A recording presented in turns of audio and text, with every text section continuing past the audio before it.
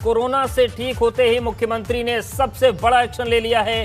बिगड़ते हालातों के बीच टीम 11 का पुनर्गठन हुआ है और अब टीम 9 बनाकर सीएम ने जिम्मेदारी सौंपी है। आम लोगों तक हर हाल में मदद पहुंचाने को कहा गया है। दरअसल एबीपी गंगा ने सीएम की रिपोर्ट नेगेटिव आते ही बता दिया था कि प्रदेश में बिगड़े हालात पर सीएम बहुत नाराज हैं और इतने नाराज हैं कि अफसरों के खैर नहीं और टीम 11 के कई अफसरों पर गाज गिरनी तय है। अब एबीपी गंगा की इस खबर पर एक्शन से मोहर लग गई है। आपको बता दें यही वो टीम 11 है। लगभग 1 साल से ज्यादा का वक्त हो गया जो सीएम के साथ बैठकें करती थी, रणनीति बनाती थी, लेकिन जिस तरीके के हालात सीएम के पॉजिटिव होने के बाद बने उसके बाद सीएम नाराज थे। उन्होंने एक्शन ले लिया है। आपके अपने चैनल एबीपी गंगा को एक्सक्लूसिव जानकारी मिली है कि टीम 9 को सीएम ने क्या निर्देश दिए हैं। नई टीम को सीएम का स्पष्ट निर्देश है कि आम लोगों को कोई भी दिक्कत नहीं आनी चाहिए। संवेदनशीलता और तत्परता के साथ लोगों तक मदद पहुंचाएं जिम्मेदार अफसर, क्योंकि एक एक अफसर की जिम्मेदारी होगी। सीएम योगी ने आम लोगों की तरह हर तरह से सीधे सहायता पहुंचाने के लिए टीम 9 को जिम्मेदारी दी है। टीम 9 में चिकित्सा, शिक्षा मंत्री और स्वास्थ्य मंत्री के नेतृत्व में भी अफसरों की कमेटी बनाई गई है। आम लोगों को तत्काल भर्ती कराने, उनको जरूरी दवाएं दिलाने, अस्पतालों को ऑक्सीजन दिलाने, होम आइसोलेशन में रह रहे लोगों तक आवश्यकता अनुसार ऑक्सीजन की उपलब्धता का भी निर्देश है। और शैलेश हमारे साथ जुड़ गए हैं। शैलेश, जिस तरीके की स्थितियां 14 अप्रैल के बाद बनी, सीएम जब पॉजिटिव हुए, बार बार एबीपी गंगा बता रहा था कि मुख्यमंत्री को अफसर गुमराह कर रहे हैं। बदहाली से मुख्यमंत्री भी वाकिफ थे, नाराज थे और एबीपी गंगा ने जो इशारा किया था वह टीम 11 पर गाज गिरी है, टीम 9 है। लेकिन इस 9 लोगों में कौन लोग हैं, क्या निर्देश, क्या इसके बारे में कोई जानकारी मिल रही है, इस पर आएंगे आपके पास। लेकिन ब्यूरो चीफ वीरेश पांडे भी हमारे साथ जुड़ गए हैं। वीरेश जी, ये टीम 11 से जो टीम 9 हुई है, इस 9 टीम में सारे अधिकारी नए होंगे या कुछ लोगों को बदला जाएगा, कुछ को हटाया गया? देखिए, कुछ लोगों को बदला जाएगा क्योंकि ये जो टीम 11 बनी थी वो प्रदेश के अपर मुख्य सचिव स्तर के और एडीजी और उस बड़े लेवल के अधिकारियों को इसमें शामिल किया गया था जिनकी निर्णायक भूमिका होती है। तो पूरी टीम नहीं बदली जाएगी, लेकिन कुछ ऐसे नकारा अधिकारी उसमें शामिल थे जिन्होंने पूरी व्यवस्था को खत्म किया है और बर्बाद किया है और मुख्यमंत्री की छवि पर दाग लगाया है। इस बात से असहज मुख्यमंत्री ने जब निगेटिव आए हैं, सबसे पहले एक्शन लिया है टीम 11 पर। टीम 11 एक बहुप्रचारित टीम बनाई गई थी जिसमें लगता था कि कोरोना की विभीषिका से निपटने के लिए टीम ही सबसे ज्यादा कारगर है, लेकिन इसके कुछ अधिकारी इतने निकम्मे साबित हुए जिन्होंने मुख्यमंत्री को भ्रम में रखा और इससे नाराज मुख्यमंत्री ने टीम में भारी फेरबदल किया है, टीम को छोटा किया है, लेकिन टीम को ज्यादा कारगर बनाया है। ज्यादा कुशल लोगों को रखा गया है। जो 1 साल का मुख्यमंत्री का अनुभव है, मार्च 2020 में टीम 11 का गठन हुआ था कोरोना की विभीषिका से निपटने के लिए। तो ऐसे नकारा अधिकारियों को हटाकर कुछ कारगर अधिकारियों को शामिल किया गया और स्पष्ट निर्देश दिया गया है कि आम लोगों को कोई भी दिक्कत नहीं आनी चाहिए। बिल्कुल, लेकिन वीरेश जी, सवाल एक और भी उठता है कि ठीक है, अगर कुछ नकारा अफसर थे लेकिन सीनियर अफसर भी थे, अगर मुख्यमंत्री को गुमराह किया गया तो क्या सबकी जवाबदेही इसमें तय नहीं होनी चाहिए? कुछ लोगों को छोड़ा गया इससे? जाहिर सी बात है, जब टीम बनती है तो उसमें कोई अच्छा परफॉर्म करता है, कोई नकारा होता है, वो तो टीम के गठन के बाद जब उनके परफॉर्मेंस की समीक्षा होती है तो देखा जाता है। लेकिन टीम 11 की जब का गठन हुआ था तो उसमें अपर मुख्य सचिव, प्रमुख सचिव स्तर के एडीजी और डीजी लेवल के अधिकारी जब शामिल थे तो मुख्यमंत्री का ये मानना था कि जो भी होगा वो कारगर होगा, क्योंकि प्रशासनिक सेवा से आए हुए अधिकारी हैं, बहुत ज्यादा अनुभव है, वरिष्ठ अधिकारी हैं। लेकिन टीम 11 के गठन के बाद जो कार्यशैली देखी गई है, उनकी कार्यप्रणाली देखी गई है, उनकी अक्षमता देखी गई है, तो उसकी समीक्षा की गई और समीक्षा के बाद से इसको कारगर टीम बनाई गई है, छोटी टीम की गई है। लेकिन इस टीम की जवाबदेही और तय कर दी गई है और स्पष्ट कर दी गई है मुख्यमंत्री के द्वारा कि टीम 9 में चिकित्सा, शिक्षा मंत्री और स्वास्थ्य मंत्री के नेतृत्व में भी बनाई गई अफसरों की एक कमेटी भी बनाई गई है। आम लोगों को कोई तत्काल भर्ती कराने की व्यवस्था हो, उनको जरूरी दवा दिलाने की व्यवस्था हो, अस्पतालों को ऑक्सीजन दिलाने की व्यवस्था हो, होम आइसोलेशन में रह रहे लोगों तक आवश्यकता अनुसार ऑक्सीजन की उपलब्धता कराने के लिए मुख्यमंत्री ने पूरी ताकत झोंक दी है और टीम 9 के अलग अलग सदस्यों को इसके लिए जवाबदेह बनाया गया है। यानी 1 साल की जो कार्यप्रणाली रही है और उसके बाद से जो विभीषिका फैली है प्रदेश में, उसकी समीक्षा मुख्यमंत्री ने की है। और मुख्यमंत्री जाहिर सी बात है, जब टीम 11 का गठन कर रहे थे तो उन्हें उम्मीद नहीं था कि कुछ ऐसे अधिकारी हैं जो बहुत ही नकारे हैं। बिल्कुल वीरेश जी, अब यहाँ से एक सवाल और भी उठता है कि जो सबसे बड़ी टीम थी, अगर सीएम ने उस पर एक्शन लिया है तो क्या हम ये मानकर चलें कि कुछ जिलों के सीएमओ, डीएम और जो तमाम अधिकारी हैं उन पर भी एक्शन की स्थिति बनेगी?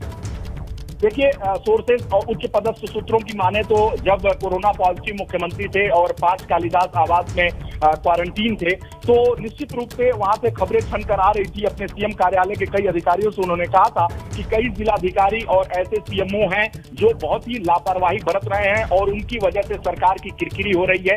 2022 में चुनाव में जाना है और साथ ही साथ सरकार के और मुख्यमंत्री की जवाबदेही बनती है कि इस प्रदेश में सुचारू व्यवस्था चल सके। और ऐसे में जब कारगर अधिकारी काम नहीं कर रहे हैं तो निश्चित रूप से मुख्यमंत्री उस समय चूंकि क्वारंटीन थे, बहुत ज्यादा एक्शन नहीं ले सकते थे। लेकिन ये तय मानिए कि जिस तरीके से टीम 11 पे घास गिरी है, बहुत सारे ऐसे जिलाधिकारियों को और सीएमओ को जल्द ही बदला जाएगा। उसकी जरूरत भी है वीरेश जी, क्योंकि बहुत सारे जगह में डीएम और सीएमओ ऐसे हैं जिन्होंने इंतहा कर दी है नकारेपन की। लेकिन ये माना जा रहा था वीरेश जी, आज सुबह ही ये आपसे जब सवाल हुआ था कि क्या अब सीएम एक्शन में आएंगे, उतरेंगे, तो आपने कहा था कि उतरेंगे। और क्या ये खबर आ रही है कि डीआरडीओ जा सकते हैं, जो डीआरडीओ का अस्पताल बन रहा है, डीआरडीओ जो अस्पताल बना रहा है, वहां पहुंच सकते हैं क्या सीएम? देखिए, जो सोर्सेज से खबर आ रही है कि मुख्यमंत्री को औचक निरीक्षण करना था और ये खबर आ रही है कि मुख्यमंत्री डीआरडीओ जा सकते हैं, वहां की समीक्षा कर सकते हैं, किस तरह के बेड लगाए गए हैं, किस तरह के वेंटिलेटर हैं, किस तरह के ऑक्सीजन की व्यवस्था है। क्योंकि राजनाथ सिंह जो यहाँ के सांसद हैं, रक्षा मंत्री हैं देश के, उन्होंने डीआरडीओ के माध्यम से ये व्यवस्था कराने की कोशिश की है और ऐसे में मुख्यमंत्री वहां जाकर एक बड़ी व्यवस्था देखने की कोशिश करेंगे। और ऐसे में जो हॉस्पिटल्स हैं जैसे कि एसजीपीजीआई, केजीएमयू, बलरामपुर और साथ ही साथ राम मनोहर लोहिया, इन हॉस्पिटल्स का भी निरीक्षण कर सकते हैं। लेकिन डीआरडीओ की क्या व्यवस्था है, किस रूप में तैयारी हो रही है, मुख्यमंत्री वहां जा सकते हैं। सोर्सेज से खबर आ रही है कि किसी भी क्षण मुख्यमंत्री डीआरडीओ जा सकते हैं। साथ ही साथ केजीएमयू, बलरामपुर, राम मनोहर लोहिया और एसजीपीजीआई में किसी भी बिल्कुल किसी भी वक्त कहीं पर भी पहुंच सकते हैं। तो बड़ी खबर आपको बता दें कि सीएम योगी ने बड़ा एक्शन लिया है, टीम 11 को टीम 9 में तब्दील कर दिया है और जो अफसर नकारेपन दिखा रहे हैं उनकी अब खैर नहीं है। वीरेश जी, आप हमारे साथ बने रहिए, शैलेश भी जुड़े हुए हैं। शैलेश, जो ये औचक निरीक्षण की बात सामने आ रही है, खासतौर से अगर हम डीआरडीओ के बनाए अस्पताल की बात करें, तो कब तक सीएम वहां पहुंच सकते हैं? कुछ इसको लेकर अपडेट मिल रहा है क्या? अवधेश, बिल्कुल बताएं। सीएम जो है, मुख्यमंत्री जो है, अपने आवास से निकल रहे हैं और कुछ ही समय में वो जो अवध शिल्पग्राम में डीआरडीओ की तरफ से अस्पताल बनाया जा रहा है, वहां पर पहुंच जाएंगे। कुछ ही मिनट में वहां पर पहुंचेंगे और निरीक्षण करेंगे। 500 बेड का ये अस्पताल बनाया जा रहा है जिसमें लगभग 150 वेंटिलेटर की व्यवस्था की गई है। मुख्यमंत्री और रक्षा मंत्री राजनाथ सिंह लगातार इस अस्पताल के बनाने को लेकर लगातार संपर्क में है और जिस तेजी से इस अस्पताल को बनाया गया है, मुख्यमंत्री क्योंकि खुद 14 अप्रैल को कोविड पॉजिटिव उनकी रिपोर्ट आई थी, जिसके बाद से होम आइसोलेशन में थे, लेकिन लगातार काम कर रहे थे। आज जैसे ही निगेटिव रिपोर्ट आई, उसके बाद अब मुख्यमंत्री डीआरडीओ के इस अस्पताल का निरीक्षण करने जा रहे हैं, क्योंकि 30 अप्रैल तक इस अस्पताल को एक्टिव करने की योजना थी, लेकिन कुछ वजह से इसे चालू नहीं किया जा सका है। लेकिन लगभग ये अस्पताल पूरा हो चुका है। निश्चित रूप से मुख्यमंत्री वहां पर जाएंगे और उसके बाद वहां पर तैयारियों का तो जायजा लेंगे ही, साथ ही अधिकारियों को यह भी निर्देश देंगे कि अगले 2-4 दिन के अंदर जितनी जल्दी संभव हो इस अस्पताल को एक्टिव कर दिया जाए। लगभग 20,000 लीटर का ऑक्सीजन प्लांट की यहां पर व्यवस्था है। 500 बेड का ये अस्पताल है और सभी बेड पर ऑक्सीजन की व्यवस्था यहां पर उपलब्ध होगी। 150 वेंटिलेटर है, इसमें से आईसीयू पूरा तैयार हो चुका है इस अस्पताल का और बिल्कुल लेटेस्ट नया ये आधुनिक तकनीक के साथ अस्पताल बनाया गया है, जिसका सीएम निरीक्षण करेंगे। डीआरडीओ का जो अस्पताल ये बन रहा है शिल्पग्राम में, इसके बाद मुख्यमंत्री केजीएमयू, पीजीआई, जैसा भी हमारे ब्यूरो चीफ वीरेश पांडे जी ने बताया कि उसके बाद मुख्यमंत्री जो है वो केजीएमयू, एसजीपीजीआई, लोहिया जैसे जो संस्थान है इनका निरीक्षण करने जा सकते हैं, क्योंकि केजीएमयू में भी बड़े स्तर पर यहां पर बेड की व्यवस्था की जा रही है, लेकिन अभी तक वो बेड एक्टिव नहीं हो पाए हैं कई विभागों में, तो उसको लेकर मुख्यमंत्री वहां पर निरीक्षण कर सकते हैं। कल जो बिल्कुल, तो मतलब अब ताबड़तोड़ निरीक्षणों का दौर शुरू होगा। सीएम अब कोरोना से नेगेटिव हो चुके हैं और ऐसे में व्यवस्थाओं के तेजी से सुधरने की उम्मीद जताई जा सकती है, क्योंकि फील्ड पर उतरकर सीएम अपनी आंखों से व्यवस्थाओं को देखते हैं। शुक्रिया शैलेश। वीरेश जी, अब सवाल ये है कि ये जो टीम 9 हुई है टीम 11 से, इस टीम में कौन कौन लोग अब रहेंगे? क्या ये बात स्पष्ट हो गई? क्या ये नाम सामने आ गए हैं?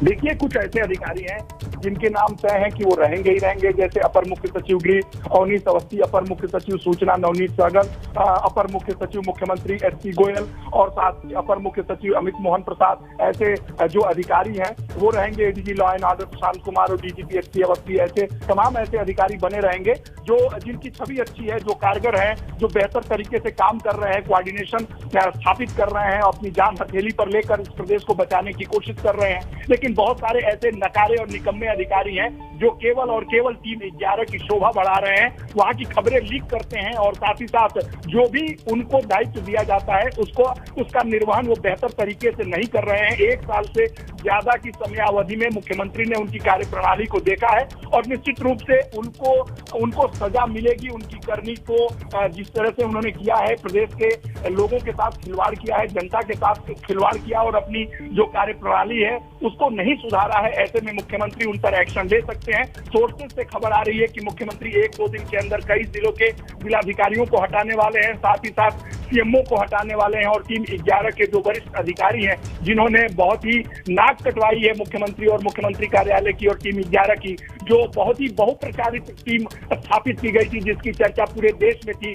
यूपी की जो टीम 11 थी, कोरोना की विभीषिका से निपटने के लिए ये एक अलग तरह की टीम बनाई गई थी और जिसकी तारीफ पूरे देश में, पूरे संसार में की गई थी। लेकिन इसमें से कुछ ऐसे अधिकारी रहे हैं जिन्होंने टीम 11 को एक तरीके से नकारा साबित कर दिया है और ऐसे में जिस तरीके से कोरोना की विभीषिका फैली है, मुख्यमंत्री नाराज है, उनकी छवि पर दाग लगी है। मुख्यमंत्री अपनी छवि को सुधारने और प्रदेश की जनता को बचाने के लिए निकल चुके हैं, क्योंकि वो निगेटिव हो चुके हैं और ऐसे में निगेटिव मुख्यमंत्री पूरी तरीके से वो जनता के बीच में अब जाएंगे, क्योंकि जो कोरोना की पहली वेव थी, आपने देखा था कि मुख्यमंत्री सड़कों पर थे, कम्युनिटी किचन में थे, हॉस्पिटल्स में प्रवासी जो श्रमिक आ रहे थे उनसे मुलाकात कर रहे थे। लेकिन एक मिसिंग थी। 14 अप्रैल से मुख्यमंत्री जब पॉजिटिव हुए तो उन्हें होम आइसोलेशन में रहना पड़ा। 5 कालीदास जो उनका मुख्यमंत्री आवास है वहां थे। लेकिन जो सोर्सेज से खबर आ रही थी, मुख्यमंत्री बेहद बेचैन थे, परेशान थे और साथ ही साथ उनमें एक कसरत थी कि क्यों वो घर से बाहर नहीं निकल पा रहे हैं, क्यों वो फील्ड में नहीं जा पा रहे हैं, क्यों लोगों के बीच नहीं जा पा रहे हैं। जिस तरीके से जनता मर रही है, हॉस्पिटल की व्यवस्था खराब है, जिस तरीके से लोग परेशान है, मुख्यमंत्री में एक बेचैनी थी, क्योंकि सूबे के मुखिया हैं और उनकी जवाबदेही है और जवाबदेह मुख्यमंत्री योगी आदित्यनाथ की बेचैनी आज निगेटिव होने के साथ ही, आप याद करिए कि जब कोई निगेटिव होता है तो डॉक्टर्स कहते हैं कि 4-5 दिन आप आराम करिए, क्योंकि घर से मत बाहर निकलिए। ऐसे में मुख्यमंत्री की कार्यप्रणाली, मुख्यमंत्री की जो कर्तव्य बोध है वो देखने को मिलता है कि आज निगेटिव हुए और आज ही वो बिल्कुल वीरेश, सही कहा आपने, क्योंकि जो नेगेटिव होने के बाद का थोड़ा वक्त होता है वो ज्यादा सेंसिटिव होता है कि आपको एडिशनल इन्फेक्शन हो सकते हैं। लेकिन मुख्यमंत्री ने जिस तरीके से 14 अप्रैल के बाद स्थिति अपने अफसरों को देखी। और वीरेश जी, एक सवाल और भी है कि लगातार जिस तरीके से फीडबैक मुख्यमंत्री को दिया गया कि ऑक्सीजन की दिक्कत नहीं है, रेमडेसिविर की दिक्कत नहीं है, उनके भरोसे में सीएम ने बयान दिया, उन बयानों में बड़ी ट्रोलिंग हुई। तो ये इस तरीके के आंकड़े देने वाले अफसर थे, जाहिर तौर से ये निशाने पर आएंगे, ये उम्मीद जताई जाए। देखिए अवधेश, ये बात आप भी मानेंगे, ये बात मैं भी मानता हूं और साथ ही साथ इस पूरे प्रदेश की जनता और देश की जनता मानती है कि 4 साल से ज्यादा की कार्यप्रणाली और कार्यावधि वाली इस योगी सरकार में सबसे ज्यादा बट्टा, सबसे ज्यादा बदनामी, सबसे ज्यादा दाग इस विगत 1 महीने के अंदर आया है। निश्चित रूप से जो कार्यप्रणाली मुख्यमंत्री की रही है वो दागदार नहीं रही है, वो बेहद साफ सुथरी रही है। लेकिन ये आप भी मानेंगे, मैं भी मानूंगा, प्रदेश की जनता और देश की जनता मानती है कि 1 महीने के अंदर योगी सरकार की छवि बहुत ही धूल धूसरित हुई है। मुख्यमंत्री योगी आदित्यनाथ की छवि भी बहुत ही बर्बाद हुई है और इसके लिए जिम्मेदार अधिकारी हैं। मुख्यमंत्री की कोशिश हमेशा रहती है कि उनकी छवि साफ रहे, सुथरी रहे, कोशिश करते रहते हैं। लेकिन कोरोना की विभीषिका ऐसी है कि वो भी बच नहीं सके, वो भी पॉजिटिव हो गए और ऐसे में जो कोविड का प्रोटोकॉल है उसका पालन मुखिया को करना था सूबे के, क्योंकि अगर वो पालन नहीं करते तो उसका संदेश बुरा जाता पूरे प्रदेश में। ऐसे में वो जब निगेटिव हुए तो इससे उनकी कसमत का अंदाजा लगाया जा सकता है अवधेश आज निगेटिव हुए और आज ही वो दौरे पर निकल गए। बिल्कुल दौरे पर निकल रहे हैं और इससे पता चलता है कि मुख्यमंत्री को अफसरों ने बहुत निराश किया है, लेकिन अब खैर नहीं होगी उन अफसरों की जिन्होंने अपनी तानाशाही चलाई, जनता के जान को कौड़ियों के मोल समझा। उन्हें अपने किए की सजा मिलेगी।